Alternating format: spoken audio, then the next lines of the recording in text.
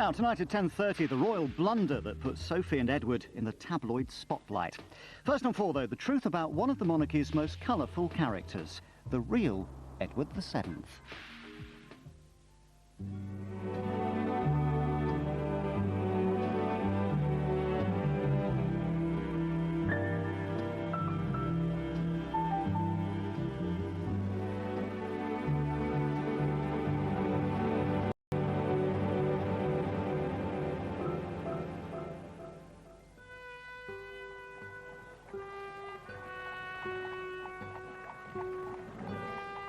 At the funeral of Queen Victoria in 1901, her eldest son, now King Edward VII, saluted the crowd from a splendid black horse.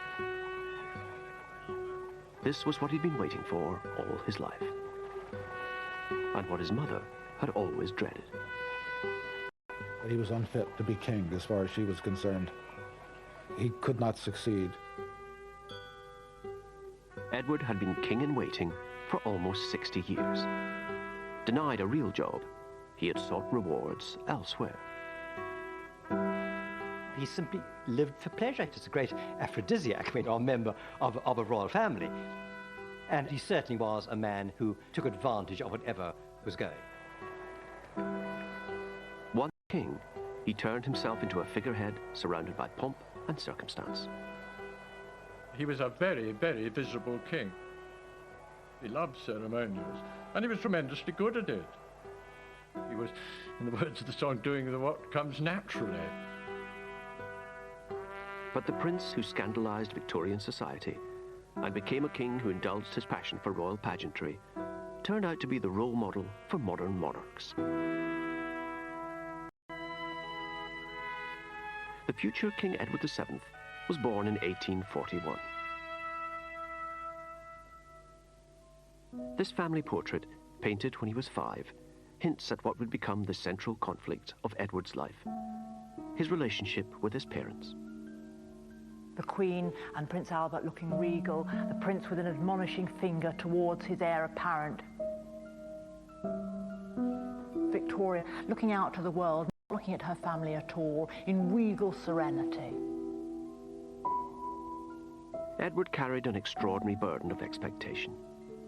Victoria announced the birth of her son and heir to a relation by saying, "He is to be called Albert, and Edward is to be his second name. You will understand how fervent my prayers are to see him resemble his angelic, dearest father in every..." She and Albert certainly had a very passionate marriage. That in some way explains her relationship perhaps with her children. Sometimes the children of lovers are orphans. That's what happened to the royal children. They were somewhat excluded from the bond between their parents. Edward's isolation was increased by his parents' other mutual passion, the family business. These twin desks pushed close together like that symbolise absolutely the royal firm, the king and queen as a partnership, as a ruling partnership. Victoria's desk with her pictures on it, with all her writing implements, the knobs to call the servants. Albert's desk with his blotter, his inkstand. And they pushed their desks together and would work side by side on papers of state, on royal dispatches. For Victoria, hard work offered protection from her dark side, which she feared she had inherited from her wicked uncles. That's what she called her predecessors, the Hanoverians. Victoria believed her uncle's excesses had almost ruined the monarchy's prestige. With Albert's help, she set out to repair that damage. Central to the plan was Albert Edward, known as Bertie. From the age of 7, he was subjected to a grueling academic program designed to suppress Hanoverian-style self-indulgence. The study regime that Albert prepared for his son began at about 6 hours a day of tutorial study. Gradually, it was extended to about 8 hours a day. Edward was slow to learn, slow to read, slow to write. He wasn't very good in mathematics. He wasn't very good in reading. He wasn't very good in history. He was a terrible history scholar, and his father was appalled. Edward probably had attention deficit disorder, which meant that he was impulsive, that he was inattentive, he was in need of constant physical activity. The boy rebelled. His tutor described how once Bertie had thrown dirt and swung a large stick at me. Another time, when the prince was 11, he went to the window, stared out the window, and eventually when he was asked to come back to his desk, his father had to thrash him for that because of his willfulness, his stubbornness, his... Sad and anxious about him. He is so idle and weak. It was one thing to say that he ought to be an example to his future subjects, but to say that he should be exactly like his father was too demanding. And the parents therefore left him with a sort of perpetual sense of failure.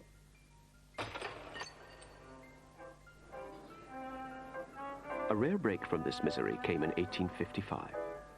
The 14-year-old Prince of Wales went with his parents on a state visit to the court of the Emperor and Empress of France. Now, they were exactly the kind of people that suited the temperament of the young Prince of Wales. It was unlike his own parents. They lived for pleasure, they loved clothes, they loved excitement, they loved balls, they loved dances. This simply set his pulses racing. And he was clearly gobsmacked, to use a modern phrase, by the sort of wonderful vivacity and lack of pomp and circumstance, and of course all these gorgeous women. There they all were in their ball gowns, you know, bowing to him, and to a 14-year-old boy, what more do you want? The imperial couple made a tremendous fuss of the teenager. Edward's response revealed the depths of his unhappiness. When they were about to leave, Edward told Napoleon, "You have a very nice country. I wish you were my father." And he wanted to stay in France. And the emperor said, "Oh, you can't stay here. They need you back home." Home, for much of Edward's childhood, was Osborne House on the Isle of Wight. It was meant to be a holiday home, but there was no let-up in the character-building regime. At Osborne, the playground was an allotment. The idea of Victoria and Albert for the children with these gardens was to make them productive, was to make them work hard and systematically. It was a regulated childhood, and they grew vegetables, and vegetables were checked, and if they were of sufficiently high quality, they were actually sold to the house. So in a sense, make them part of the domestic economy and make them very responsible citizens from a very early age. His high-minded parents despaired of the teenage Edward. Looking ahead, Victoria fretted about what would happen when the young prince was old enough to do as he wanted. Bertie continues such an anxiety. I tremble at the thought of when he will be of age and we can't hold him. It is too awful a contemplation. In 1860, Edward's parents took a gamble. Hoping to confront him with the awesome... They made him stand in for the Queen on an historic 3-month tour of staunchly Republican America. He was just 18 when he became the first British royal to visit the United States. He was a very important person, literally a VIP, as we would use the term now. At almost every stop, there was a ball in his honor. He even went to the White House and was greeted by President Buchanan, and he learned how to handle this with grace. Edward lapped up the applause, on one occasion exclaiming in delight, "This for me, all for me." Nourished by the warm reception, a new Edward blossomed. His geniality shone through, and people talked about him constantly as the genial prince. The trip was a tremendous success. It was a success for British foreign policy. It was a triumph. Edward had learned that for a royal, smiling and being charming were just as useful as desk work, the last thing his parents wanted him to discover. Letters were written home by the minister who was with him and that sort of thing, saying what a splendid success he'd been. And Prince Albert simply refused to believe it. And he wrote him a rather disagreeable letter, saying that he mustn't allow his success to go to his head. The American tour was a great success. I mean, he was an absolute celebrity. All his best side was shown. I mean, his sociability, his diplomacy, all that came out. He really made a great success of it. He was a very young man when he went. But his parents didn't appreciate that. They didn't congratulate him on it. And it was another example, I think, of them wanting him to be something else, something that he never was and never would be.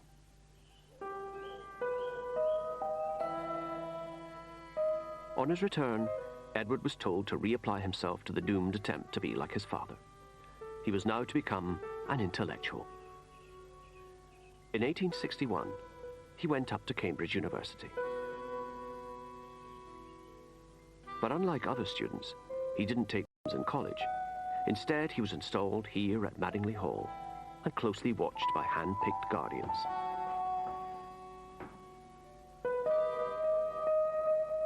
When we realized that Madingley Hall is 4 miles from the campus of the university, we understand something of why he was here. The royal family did not want him with undergraduates. They didn't want him too close to the decadent gentlemen who were students at Cambridge. But Edward invited some fellow students to Madingley. Among them was Nathaniel Rothschild, who wrote, I have received an invitation to dine at the lodge on the 28th to meet the Prince of Wales. The Prince is kept very strict and cannot even ask anyone to Madingley. He is very fond of riddles and strong cigars. If he followed the bent of his own inclination, it strikes me he would take to gambling and certainly keep away from the law lectures he is obliged to go to now. Rothschild was perceptive. When the Prince found ways of giving his miners the slip, the real Edward emerged. The temper tantrums of his younger days were over. He was learning how to enjoy himself. With his friends, he spent most of his time at play. They went out hunting, they went to the races, they played cards late into the night. He was at his heart's desire when he was with students who filled the rooms with cigar smoke. At university, Edward learned little that his parents approved of. But he did develop a gargantuan appetite for sensual pleasure. He needed as much as he could get in of gratification, you know, whether it was food or smoking these huge cigars or the excitement that was generated by gambling. Whatever it was, it had to be now, it had to be fulfilling, and it had to make up for the empty space that was left behind from the sort of childhood that was not really a childhood at all. Cambridge would provide the backdrop to the greatest crisis of the Prince's life, all because of a practical joke by some of Edward's raucous new friends. They contrived to get a young lady of what I think is called easy virtue, called Nellie Clifton, to get into his bedroom one night and to stay the night with him.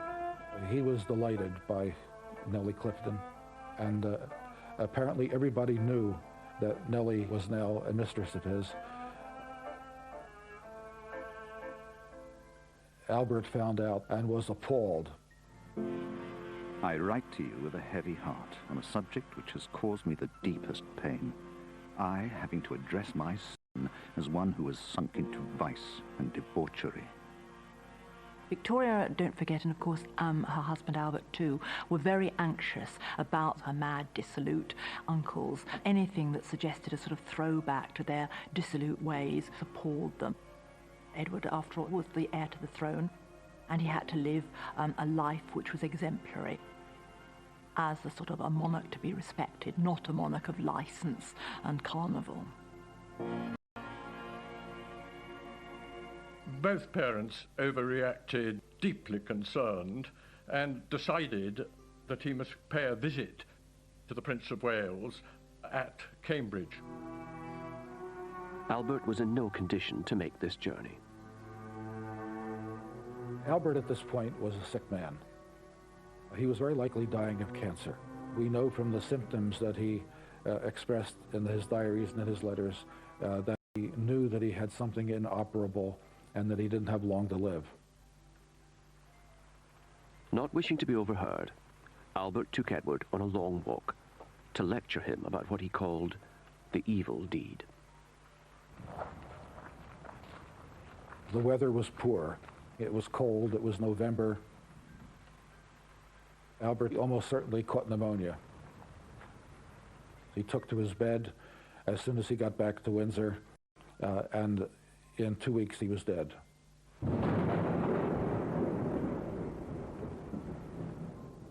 On the 23rd of December, 1861, Prince Albert was buried in the chapel at Windsor. Victoria was absolutely distraught with grief. She really felt that her life was over. She'd seen the monarchy very much by that time as a partnership. She'd not only lost an emotional partner, her helpmeet, but she'd also lost her sort of business partner, a working partner. And at that time, she didn't seem to take very much comfort in her children. The regretful prince wrote to a Cambridge friend about his late father, admitting, "I fear I have often given him pain by my conduct." By the time he wrote this letter, Edward had already dropped out of university. He knew that the most happy time of his life was over, that he would never be able to retrieve those years.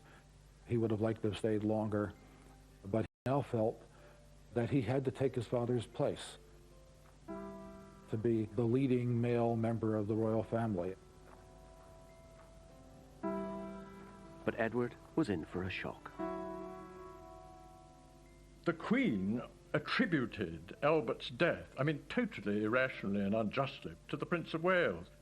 And she wrote a letter to her daughter Vicky after Prince Albert had died at the end of 1861. And she said in this letter, it was Bertie's fall, that's what she referred to the incident with Nellie Clifton as, Bertie's fall killed his father. And then she said, it's rather awful, that... Oh, that boy. I never can or shall look at him without a shudder. You've killed your father. I mean, a dreadful thing to tell a child, isn't it? And he carried the burden of patricide for the rest of his life.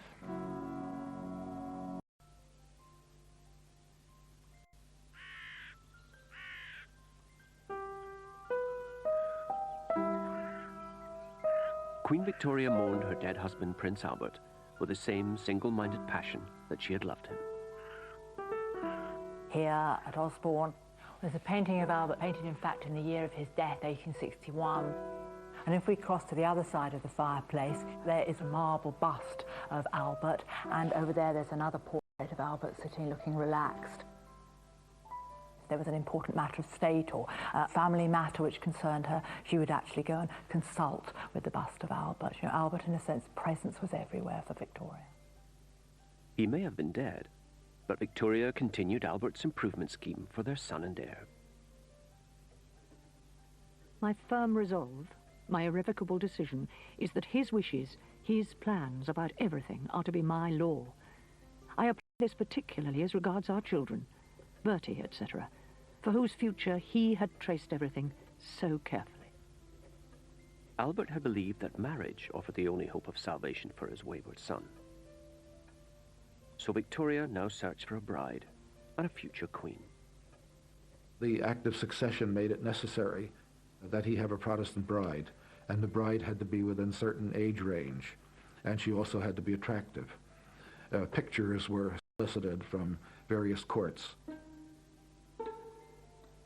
Edward's elder sister Vicky had recently married Prince Frederick of Prussia, so she was well placed to trawl the Protestant courts of Northern Europe for a suitable bride. She sent her mother photos and descriptions of the leading candidates. I do not think the Princess of Hesse very pretty. She had not a fine figure, and her teeth are nearly spoiled. Princess of Wied is so odd. She talks so much and laughs so loud. Eventually, a winner was found. I never set eyes on a sweeter creature than Princess Alex. She is very healthy. This was Alexandra of Denmark. Alexandra was very young. She was 17 at most when they first targeted her, possibly even 16. She was one of the most beautiful girls in Europe, and they thought that that would perhaps be sufficient to make her attractive to the Prince of Wales. And so they decided that they must get on with it, and that she was the wife for him. Edward was dispatched to the continent. Left alone with his mail-order bride, he did his duty and proposed. It's difficult to say quite how passionately he fell in love with her at the time, but I think perhaps fell more in love with him than he with her. She once said that even if he'd been a cowboy, she would have wanted to marry him. Edward married Alexandra on the 23rd of April, 1863. He was 21. But the blessing of the young couple felt less like a wedding, more like a funeral, all thanks to Victoria. In this wonderful photograph, instead of looking with pride at her son and his new bride and smiling benevolently, she's actually turned away and looking at a bust of her late husband. It was a very dismal business, and she made it even more dismal by taking the bride and groom before the marriage to the mausoleum where Albert was buried.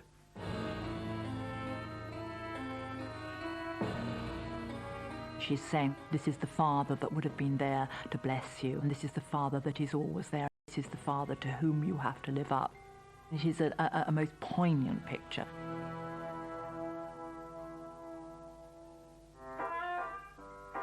Marriage did have advantages for Edward, notably a home of his own. Well, this is Marlborough House in London, and this was his marital home. He moved in here in 1863, just after he married Princess Alexandra. You can see how living in a place like this must have reinforced the idea that Edward always had of his status as a prince.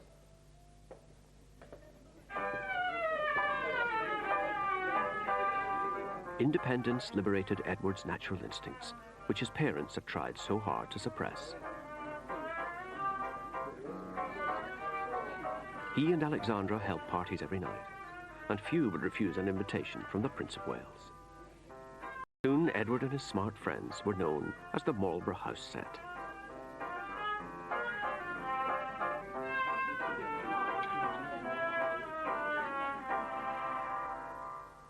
He needed people, he needed social input, and he needed all the excitement and love and attention that one gets when life is just one long party.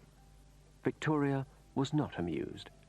She felt that Alexandra was not very clever and had not acted as the sobering influence which she had hoped for. I fear Bertie and Alex will be nothing but two puppets running about for show all day and night. It is regretted by everyone. The marriage worked for a time because Alexandra was liberated just as the prince was liberated by the marriage, but it ended. Years of marriage, Alexandra bore 2 children. Then during her 3rd pregnancy, she fell seriously ill.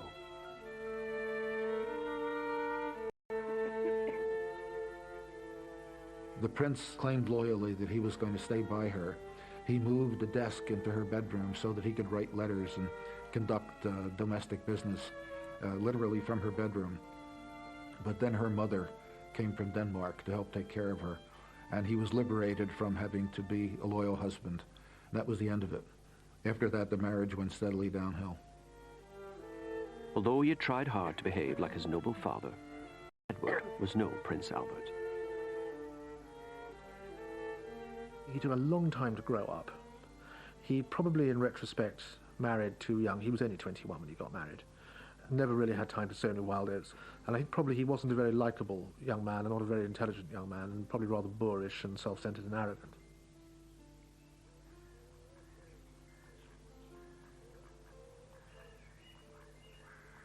Walton Hall in Warwickshire, for centuries the seat of the Mordaunt family.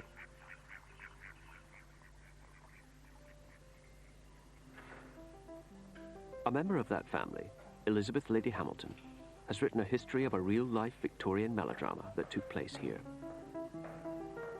It involved Edward and the owners of the house, Sir Charles Mordaunt and his wife Harriet. Sir Charles was a country gentleman, and he was not in the smart set at all, whereas his wife was. She married Sir Charles for his house rather than for himself. That was my impression. And she had become friendly with the Prince of Wales. Sir Charles was warned that the Prince of Wales had a little eye for his wife, and he was absolutely determined that the Prince wouldn't be invited to come here. But in the summer of 1868, Sir Charles went on a fishing holiday to Norway, and Edward raced up to Walton Hall. He had invited himself to view some grey ponies that Harriet had bought from the royal stables. There she was, wheeling around, looking very pretty, I'm sure.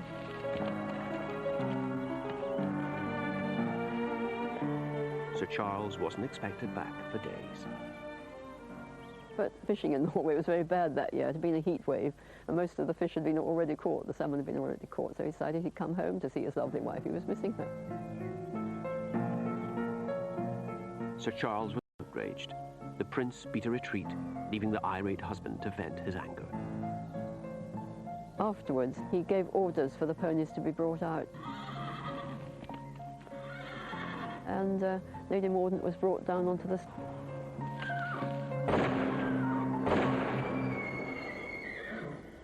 And then the following year, Lady Mordaunt gave birth to a baby here at Walton Hall. Then she became very agitated, and Sir Charles kept asking her what was the matter, what's wrong. And eventually she told him very foolishly. She said that she thought that the child was not his, and that one of several men could have been the father. And among those she mentioned was the Prince of Wales himself. Sir Charles Mordaunt wanted a divorce. Edward now faced public disgrace as an adulterer. The only ray of hope was that Harriet appeared to be going mad. This made her confession of adultery suspect, and under Victorian law, an insane person could not be divorced.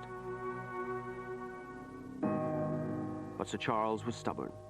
He intended to prove in court his wife was sane. The trial would hinge on Harriet's confession of adultery. Edward took the stand, the first heir to appear in a court of law for almost 500 years. He came into the witness box and was asked flatly whether he had or had not committed an act of impropriety with Lady Mordaunt, to which he replied, no, he did not, had not. The court then heard from Dr. William Gull, Edward's personal physician, who said that in his expert opinion, Harriet was insane. On the testimony of a prince and the diagnosis of an eminent doctor, Harriet was declared mentally unfit. She spent the rest of her life in an asylum, her claims of adultery dismissed as fantasy. Edward had got away with it.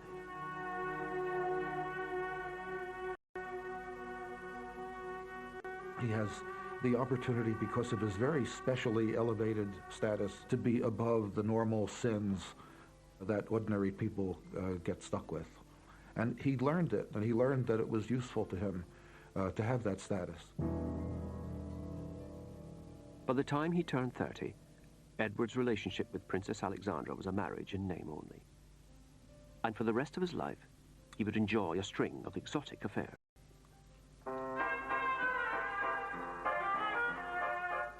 There was Lily Langtry, a model turned actress. Cora Pearl, a famous courtesan. Lady Daisy Brooke, whom he called my darling Daisy wife.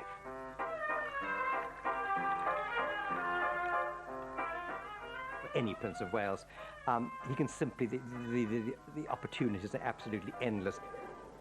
And once women realised what he was like, he in a way became fair game for any kind of adventurers. At house parties, he would sleep with a woman for one night. He might go to Paris, sleep with a woman there. In Paris, there was a can-can dancer at the Moulin Rouge. Well, frankly, he went to brothels when he was in Paris. This was one of the great attractions of Paris for him. With the best will in the world, he really couldn't stop himself. Victoria and Albert had set to create the perfect prince. Instead, they had produced Edward the Caresser.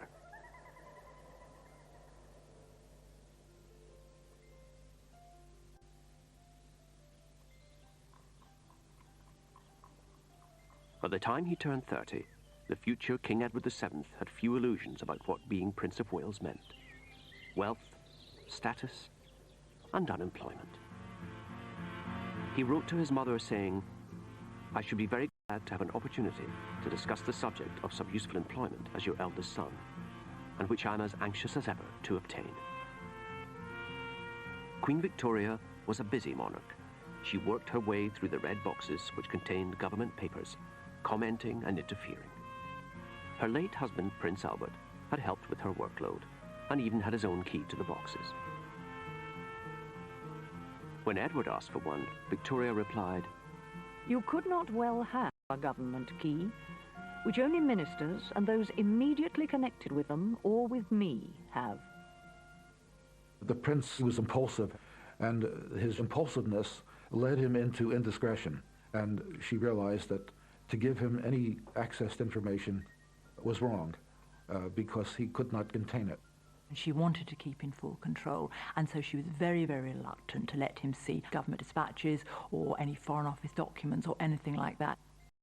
In many ways, she fueled the fire of Edward's rather unemployed youth style of life, because he wasn't seen to have a role in it. It must have been very frustrating and somewhat humiliating.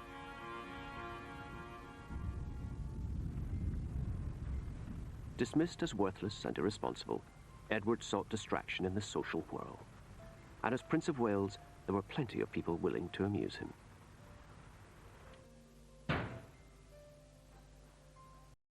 Christopher Sykes is a descendant of a leading member of Edward's Marlborough House set. It's rather lucky that great-great-uncle Christopher left us this fantastic legacy in the form of these wonderful photograph albums, which really chart his social life. There is Christopher Sykes. Oh, he's enormously tall. That's the Prince of Wales looking very young with a jaunty bowler hat. I mean, the Prince Edward was a pleasure seeker. His social life was sort of endless round. At Goodwood House here, this would have been for the races. This is a shooting party at Eastwell, Wadston, the Rothschilds' house. Lord Londonderry's house, famous for its enormous shoot. Prince Edward would like to shoot thousands of birds. Christopher became known for being one of the great hosts. You know, knew exactly how to please the prince. You know, each party would be more and more lavish. As well as exploiting their hospitality, Edward found that he could vent his frustrations on his hangers-on. At some dinner party at Marlborough House, the prince poured a glass of brandy over Christopher, and Christopher just sat there with the brandy trickling down his face, and then sort of very slowly turned to the prince and just bowed his head and said, "As your Royal Highness pleases." Now that caused absolute sort of uproar amongst all the other guests. I thought it was the funniest thing they'd ever heard. And from that moment onwards, there was sort of no holds barred as far as teasing Christopher was concerned. You know, they used to sort of put him under the dining room table and spear him with billiard cues. They put live animals in his bed.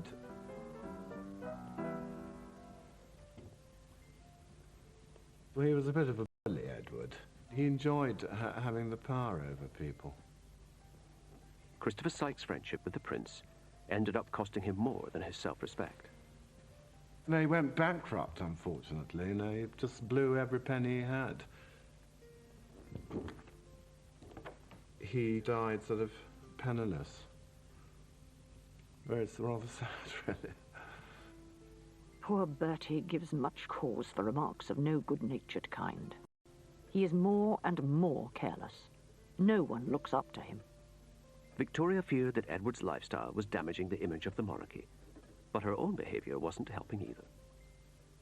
There was a lot of Republican agitation. The idea that the Queen was invisible, having continued her mourning. The government was paying a lot of money to maintain a monarchy, and she was not there. She would not open Parliament. She would not appear in public in almost any way. Edward, meanwhile, was more and more rumored to be involved in what amounted to problems. The popularity of the monarchy was sinking until fate and bad drains intervened. Bertie, in December of 1870, caught typhoid.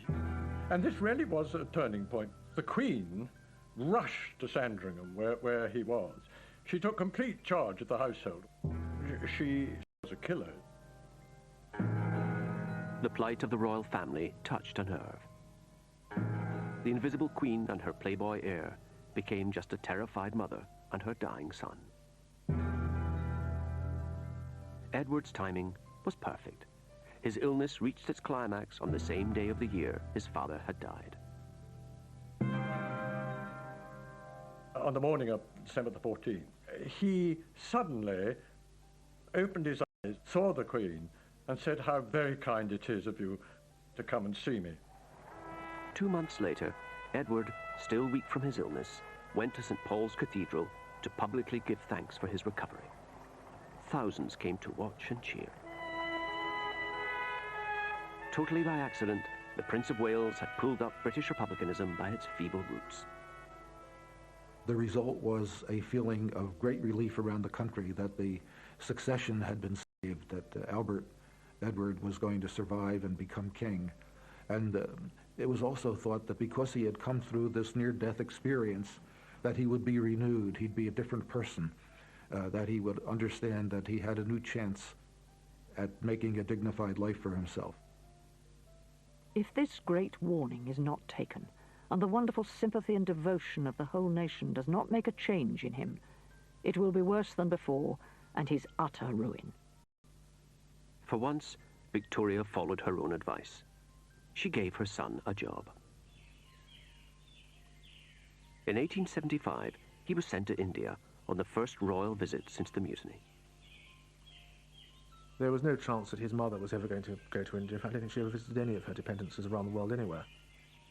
It was a means of associating him with, to use a much-used metaphor, the jewel in the crown of the British Empire, and to show that he could go abroad as a representative, not just of his country, but of his family and the institution that they represented. And it certainly was very good for his own public relations. Edward had been persuaded to visit India by the prospect of the hunting. And along the way, he did manage to bag 8 tigers. But amidst the carnage, the prince's personality, above all his easygoing charm, served him well. He enjoyed himself, but he also represented the crown, and he did so with flair, with dignity, with great ceremony. He was a tremendous envoy, ambassador extraordinary. It was a complete success. But any pride Edward might have felt was ruined when he read in the Calcutta Times that back home his mother had been created. He now saw his hunting trip had a secret agenda, to test public reaction to the Queen in the wake of the mutiny, and no one had told him. The prince wrote home complaining, "As the Queen's eldest son, I think I have some right to feel annoyed," adding, "I should have received some intimation of the subject from the Prime Minister." The monarchs think they want to have an heir, but in fact it's the last thing that they want to have. In a way, she was sort of trying to train him for monarchy, but of course she kept him in this perpetually infantilized state. Denied a meaningful role, Edward approached middle age as a loose cannon on a ship of state. Disaster was inevitable, and when it came, would be as spectacular as anything in his life so far.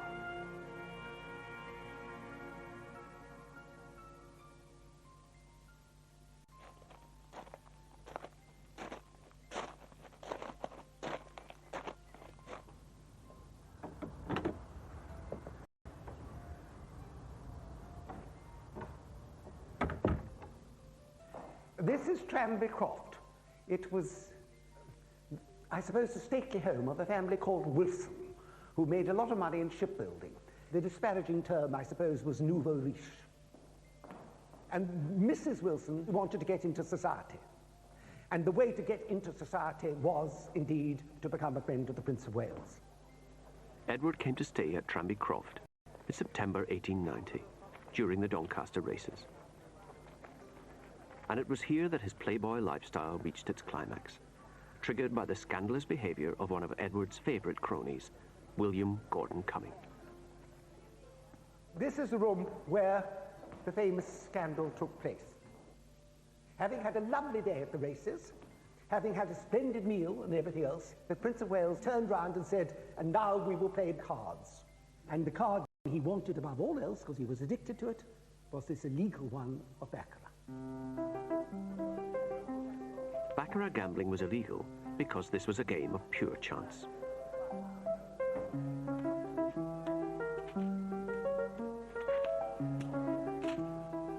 Edward's easygoing set flouted the law.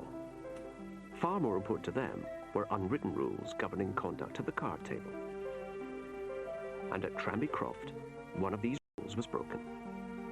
The son of the household, young Mr. Wilson, thought he saw Gordon Cumming cheating, and moving his counters after the stakes had been agreed.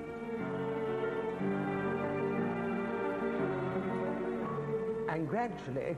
For cheats was exposure. But they couldn't expose Gordon Cumming without revealing that the heir to the throne had sat in on an illegal card game. So Edward told his friends to deal with the cheat as quietly as possible.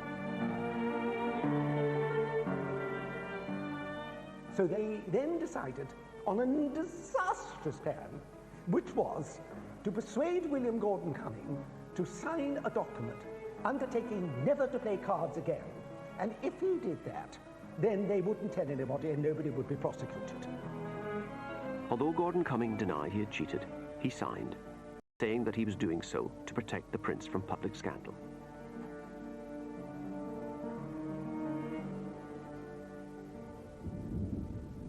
And there the Tranby Croft affair should have ended. If only those in the know could keep their mouths shut.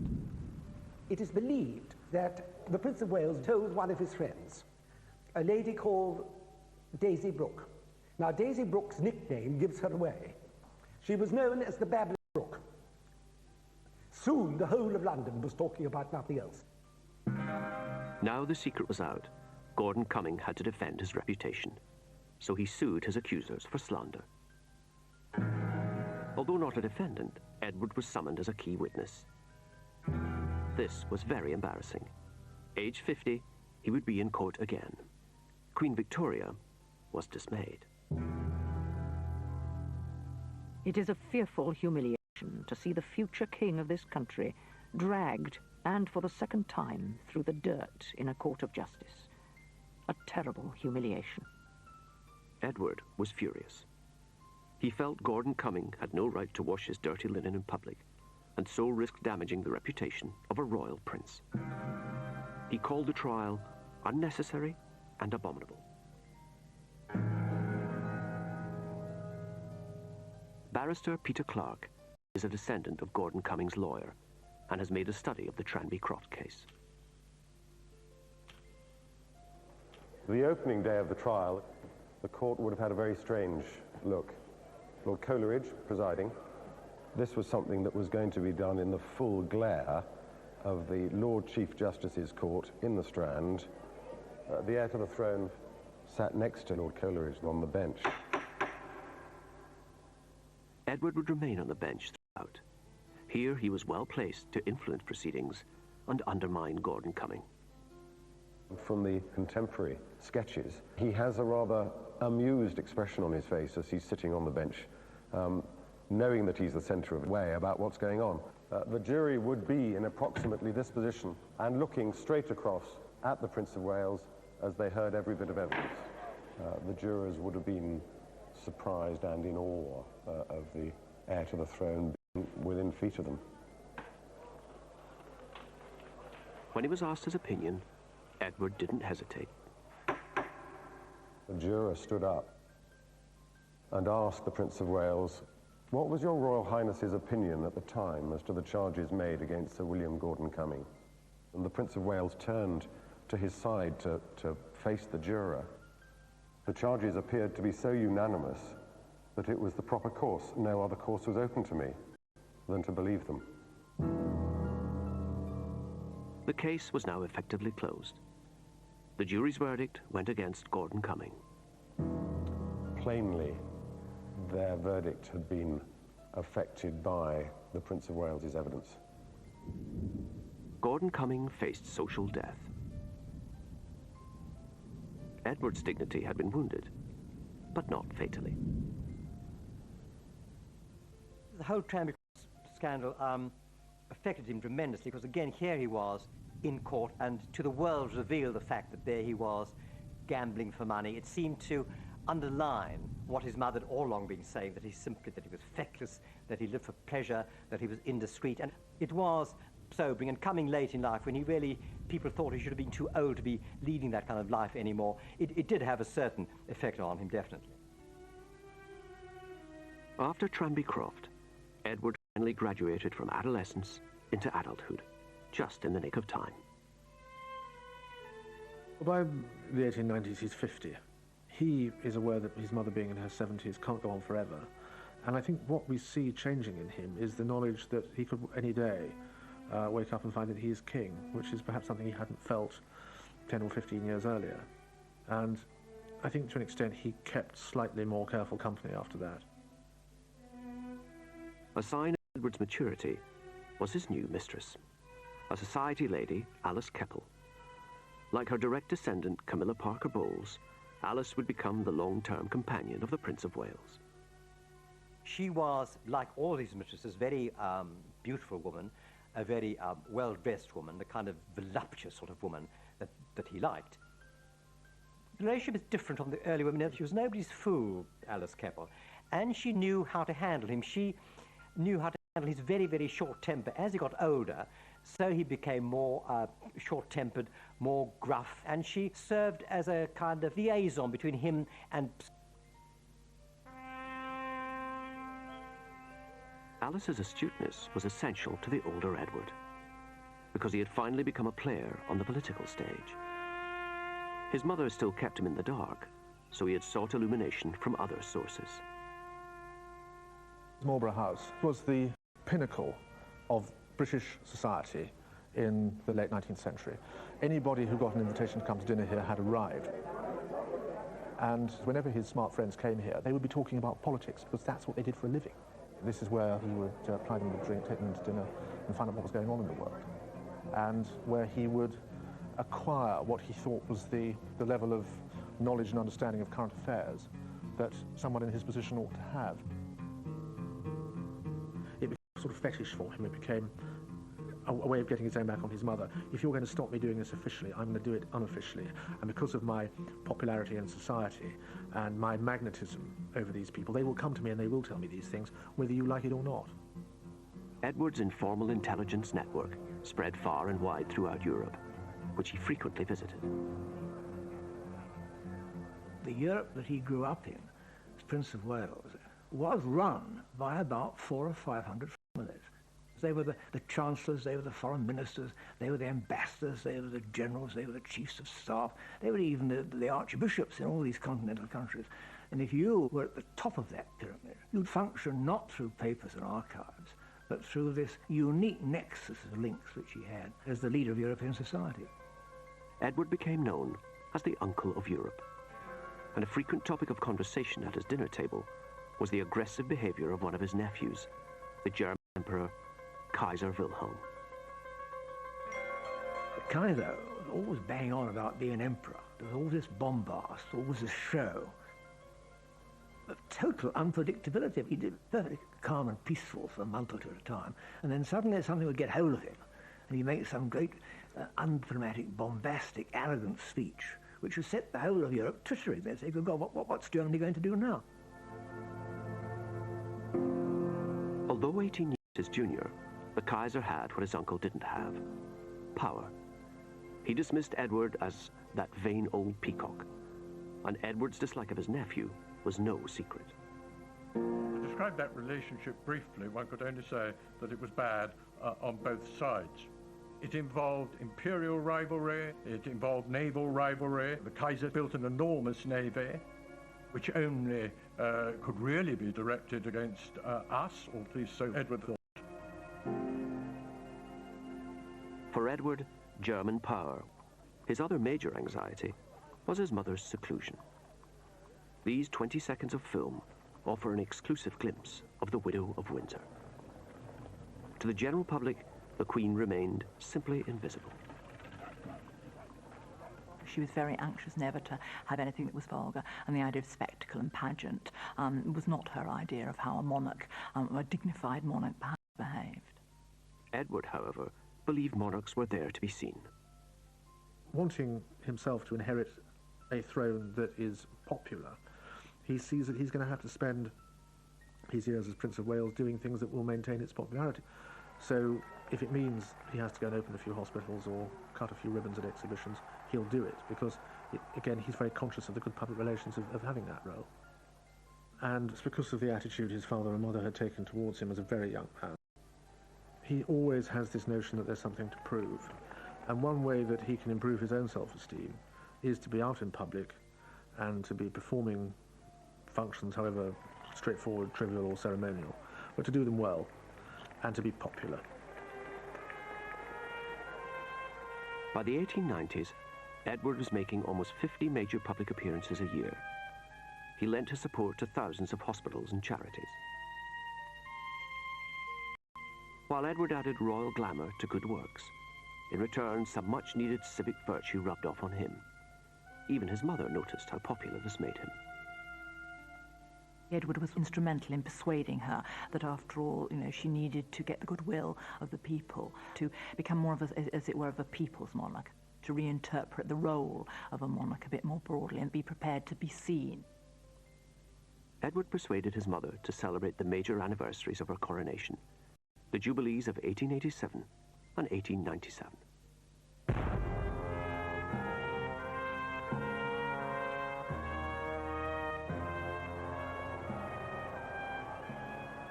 The impresario of the Jubilees was Edward. He relished this chance to indulge his passion for dressing up and showing off.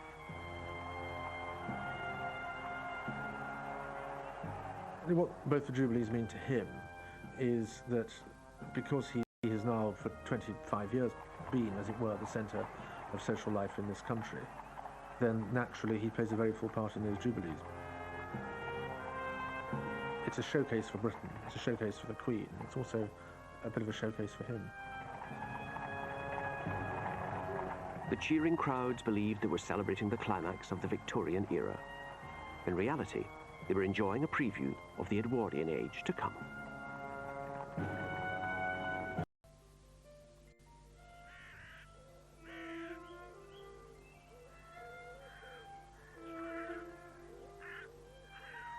In late January 1901, an important message left Osborne House on the Isle of Wight. It bore the news Prince Edward had waited for all his adult life. The message was from Sir James Reed, Queen Victoria's doctor. His diary records what he said.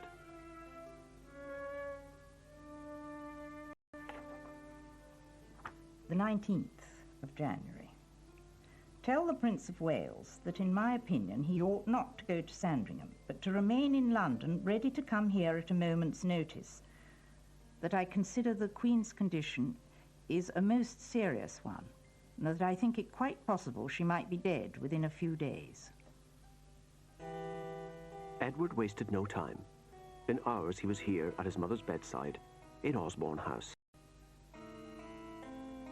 In the evening, I took the Prince of Wales to see the Queen and to speak to her. After the Prince of Wales left, the Queen took my hand and repeatedly kissed it. She evidently, in her semi-conscious state, did not realize the Prince had gone and thought it was his hand she was kissing. Victoria's dying thoughts reflected her lifelong anxiety about the succession, as Reed's diary reveals. She looked in my face and said, "I should like to live a little longer, as I have still a few things to settle. I have arranged most things, but there are still some left, and I want to live a little longer." I don't think she ever said that gracious, wonderful speech that the Prince of Wales had hoped for, that, now I have full confidence in you, as it were, go forth and rule. I don't think that ever happened. Edward's last moment with his mother was typical of their difficult relationship. It was spoiled by the presence of his arch-rival, both personally and politically, Kaiser Wilhelm. Prince Prince Edward did not want the Kaiser to come. None of the royal children wanted the Kaiser to come, but he professed a great love for his grandmother. He insisted that he wanted to be there, and he came. 22nd of January. The Queen is sinking. I had for the last hour been kneeling at her right side, supporting her in a semi-upright position, helped by the Kaiser, who knelt on the opposite side of the bed. The Prince of Wales was sitting behind me at the end. All the rest were round about. Her pulse kept beating well till the end, to close her eyes.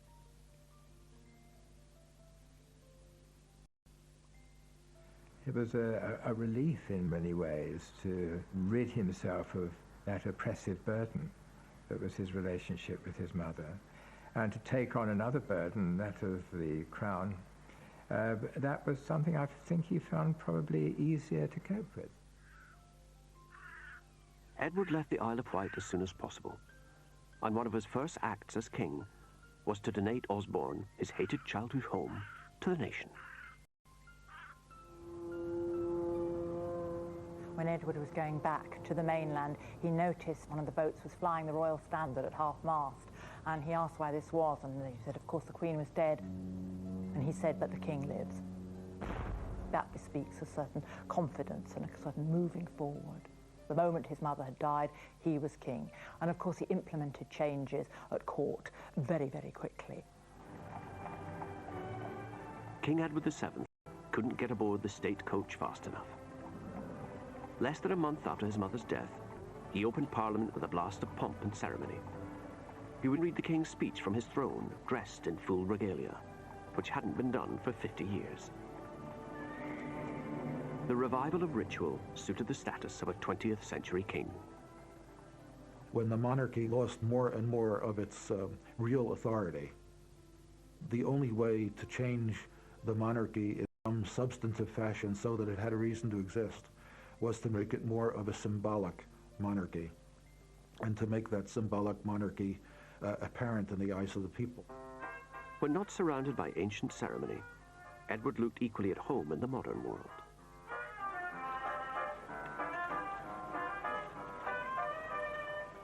And he was always interested in new fads and fancies. He was for every one of them. He learned how to ride a bicycle, for example, because it was a new fad. He took up golf briefly. Edward always liked new things.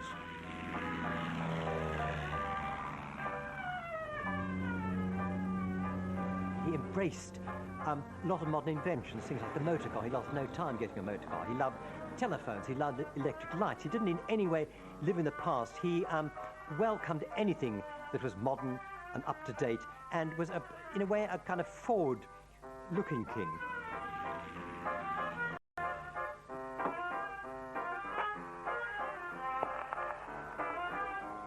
It was the beginning of a new century. Edward was determined it was going to be a new form of monarchy, very much the end of the Victorian era and the beginning of an Edwardian one, that long Edwardian summer, which ended, of course, in the First World War. But he played a central role in forging the alliances which would fight it. He sees the role of the monarch in a not entirely logical way. While I think he would recognise that he had to act on the advice of the Prime Minister, there are certain areas in which he is passionately interested. I'm thinking particularly of foreign affairs, where if he has a view, he will make that view known, and he will expect his view to be taken seriously. And it was a difficult time for everybody as a result. The king feared his bumptious nephew, the Kaiser, might lead Germany to war with France, a country Edward visited devotedly every year, but which few in Britain seemed to care for. France was what we might call the traditional enemy. We fought the French in the 18th century, we fought the French in the Revolutionary Wars, we fought Napoleon. There was a long, long tradition of enmity. The Prime Minister, Arthur Balfour's solution was to sit on the fence and let these two titans slug it out, a policy called splendid isolation. The king hadn't been sympathetic to splendid isolation. He had this great love of France. He didn't like his nephew, the Kaiser. He saw the French as a natural ally against a ruler that he, and a country and a culture that he regarded as deeply antipathetic. So Edward set out to redraw the political landscape. the uncle of Europe would show Britain and France that they could be allies. For help, he turned to a Portuguese diplomat, the Marquis de Soveral. He was nicknamed the Blue Monkey. He was really the darling of Edwardian society. Everybody knew him, very good looking in a sort of rather tough way, but immense charm. He was the one man with whom Edward, when king, shared all his secrets, including the great one of all.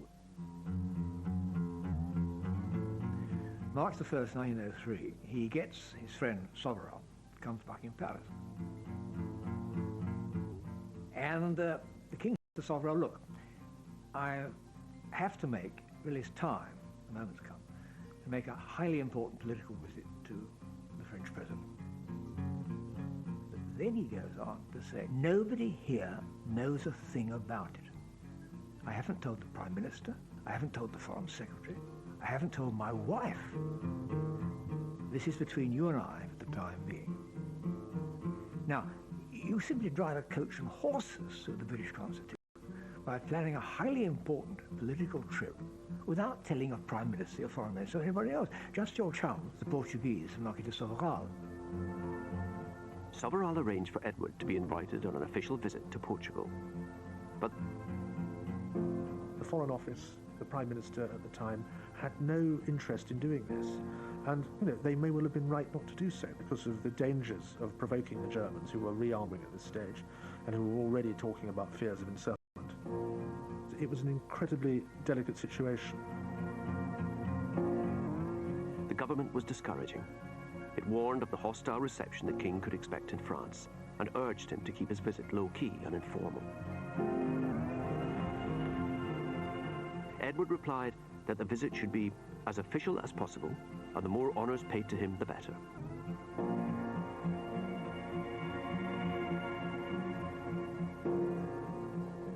The stakes were high, the risks enormous. When he entered Paris, there was a medium-sized crowd, but you would hear some anti-British shouts. Edward turned on the charm. This was, after all, his home away from home. He made a visit to the town hall. He gave his little speech saying, "Thank you for your welcome, and this city, où je trouve toujours comme chez moi, where I always feel at home." And this phrase went round Paris like a streak of fire. There was nothing but heaven. Chez moi, chez moi, chez moi. This is what the king said. With this wonderful charm he had, he wooed the crowds and won them over. 48 hours later, when he left, all you heard was "Vive le roi," "Vive l'Angleterre." And by the end of the time, they were saying "Vive notre roi," as if he were King of France. It had been a gamble, but it had come off. He put in place what he wanted to put in place. It was the understanding with France. Within a year, the Entente Cordiale was signed, a treaty which guaranteed Britain and France wouldn't fight each other. Edward hoped this alliance would contain Germany and so secure peace in Europe.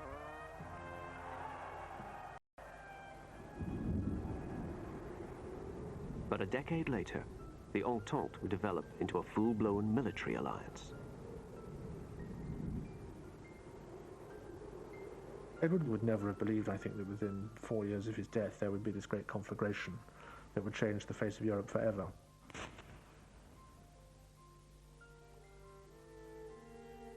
Edward's impact on domestic politics was minimal. By the time he came to the throne, the country was run by politicians. From 1905, the government was liberal and intent on radical social change. He knew that if Parliament were better off trying to do it, and he had a very realistic view of what a monarch could achieve. Luckily, Edward's modest talents and appetite for company, which had so worried his mother, now suited him perfectly for the only role that was left. In his short reign of 9 years, he pioneered the style of a modern monarch, a dignified figurehead, with a popular touch. Edward VII was the most visible monarch that there had been. He was seen everywhere on the racecourses, Henley, Cowes. He genuinely enjoyed doing it. Almost one of the most important aspects of his life was as a great showman, as dressing well, as being the king, as being somebody very important, somebody very stylish. I think he loved every minute of it. It's all very easy to paint him as a man who was interested in shooting and sleeping with actresses who were not his wife, and in playing baccarat. And, you know, you can make that caricature of him as a pretty useless, idle man who, for a few years, happened to be King of England at a time when actually it was politicians who were running it. But I think there was much more to him than that. When, after years of waiting, he got his chance to be king, he did it very well. By 1910, Edward's appetites had caught up with him. Aged 69, his health had collapsed. As Dr. Reed's diary recorded, At 10, saw the king. His Majesty seemed to me worse. Went away and came back at 12. Saw the king repeatedly. At 5, the Queen arrived from the continent. but even at the end, Edward dodged the respectability he'd spent a lifetime evading. Queen Alexandra wasn't the only woman at the king's bedside. His mistress, Alice Keppel, insisted on being admitted.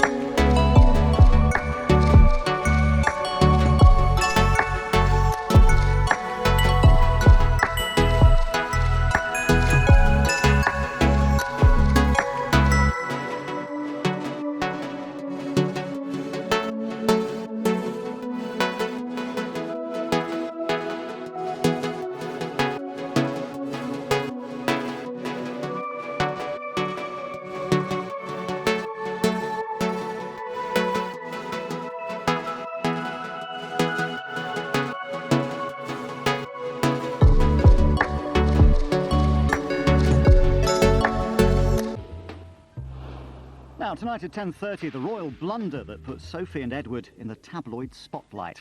First and foremost, though, the truth about one of the monarchy's most colourful characters, the real Edward VII.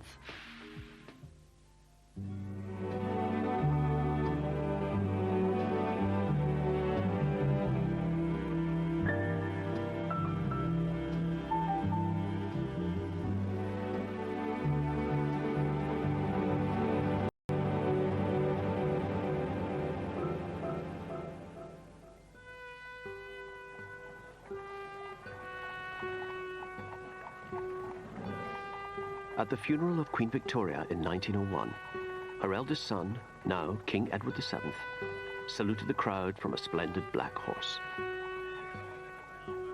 This was what he'd been waiting for all his life, and what his mother had always dreaded. He was unfit to be king as far as she was concerned. He could not succeed. Edward had been king in waiting for almost 60 years. Denied a real job, he had sought rewards elsewhere. He simply lived for pleasure. It's a great aphrodisiac when you're a member of a royal family. And he certainly was a man who took advantage of whatever was going. Once king, he turned himself into a figurehead surrounded by pomp and circumstance.